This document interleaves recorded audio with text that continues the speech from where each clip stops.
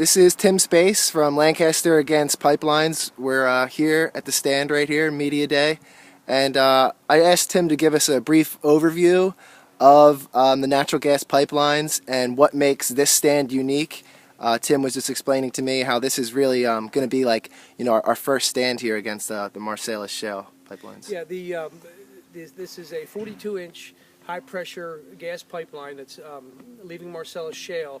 The existing Transco line goes across, came up from Louisiana, came up along the east coast of the Mid-Atlantic states to New Jersey, New York, and then it picked up gas coming from traditional wells from northern Pennsylvania. What they want to do is reverse the flow and take the gas south, and they've been saying to markets on the eastern seaboard. What they meant was to LNG export facilities, which they just admitted the other day. This is going to Sabine Pass as well as Cove Point. So very little of this gas is going to go anywhere near this area. So this is one of the first pipelines that's gotten approval from FERC coming out of Marcellus Shale, and that's why it's very important to make this make a stand now. What we're really fighting is the 180-mile long Central Penn South route, which basically is a shortcut, and that's that's Williams' own words, a convenient shortcut. Instead of going the whole way over back into New Jersey and then following the Transco line back across Pennsylvania and southern Lancaster County, we're going to cut straight down along the Susquehanna River through Columbia, Schuylkill, Lebanon, and Lancaster County. It's going through 30-some preserve farms alone here in Lancaster County. So these are people that won't benefit at all, not a little bit, from this pipeline, yet they're going to be asked to shoulder the risk of a 42-inch high-pressure gas pipeline that has a blast radius of half a mile, which means that over a quarter mile in either direction, you have no chance whatsoever, bar none, of survival. The disruption to people's lives, the degradation of their property values, the risk associated with the pipeline, disruption of springs and water sources for farmers. Another significant thing to point out is the reason they came through here and all the preserved farms is a preserved farm can never be developed, which makes it less valuable. And so they've particularly targeted them because of their less value. They don't have to pay out as much money. Wow. So this is corporate greed at its worst. It has nothing to do with anything anyone needs in Pennsylvania, let alone in the country. It's about corporate profit. And that's why we're fighting this pipeline. And we're starting this encampment as of this Friday. You'll be able to come here and spend as much time as you can with us and literally stand in the way of this destruction as it begins. Wow. And Tim, what were the other ones you mentioned? That this is the first one in the stand. You mentioned also Pilgrim. I'm going to miss some, but Rover was just approved by FERC on Thursday of last week. Nexus is a pipeline that comes out of Marcellus Shale and goes through Ohio. Mountain Valley pipeline comes out of West Virginia, which is part of the Marcellus Shale. The Atlantic Coast pipeline comes out of the southern part of the Marcellus Shale. There's Pilgrim pipeline. There's the Penn East pipeline. There's, as you may have heard of, the Sunoco Mariner 2 pipeline that's being fought.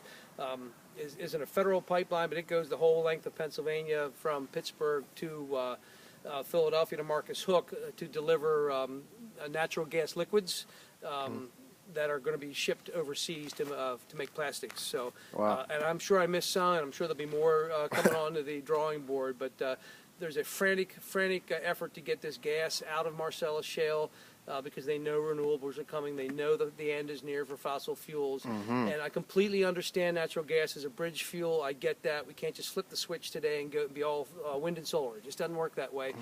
But we're not building a bridge. We're walking along a precipice. We're not walking along a bridge.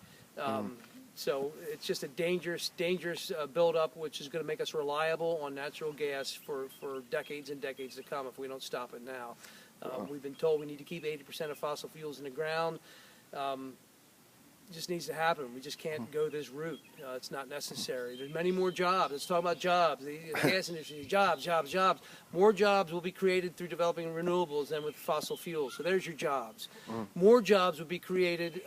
Look at Andrew Laveris' comments to the Senate in 2011, 2012, where he said if we kept this gas here instead of exporting it, we could bring back 8 times the amount of income in jobs, manufacturing, and goods produced here in America than if we just export it. So there is no good reason for these pipelines. The only reason for these pipelines is to make rich people, rich billionaires, more money. And that's it.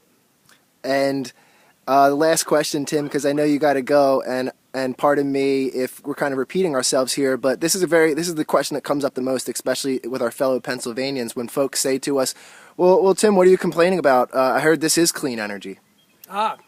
Yeah, in a laboratory, absolutely. Very, very clean. Very clean. Yes, great stuff. Great stuff.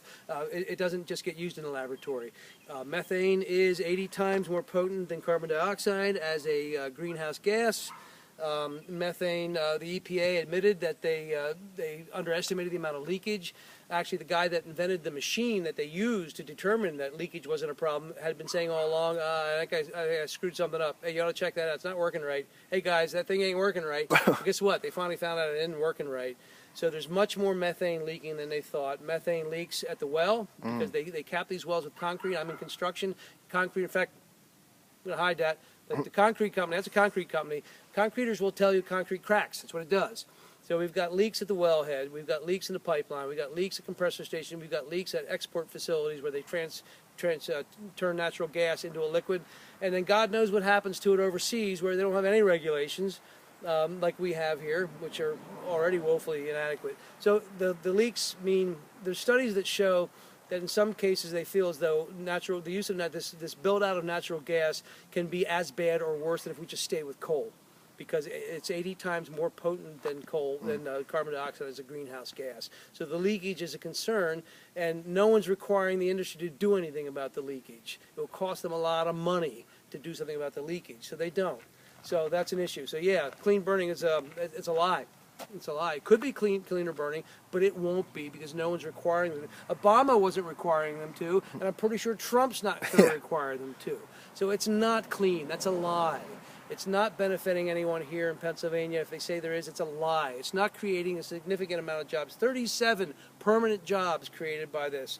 And the jobs that will be here temporarily are not even from this state. They're all out of state. So this isn't doing anything for anyone here, and yet we get to have our property values go down. We get to live with a 42-inch high-pressure gas pipeline built by a company with one of the worst safety records in the business, bar none.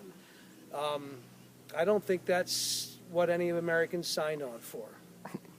All right, well, live from Conestoga, Pennsylvania, please like our page, Lancaster Against Pipelines.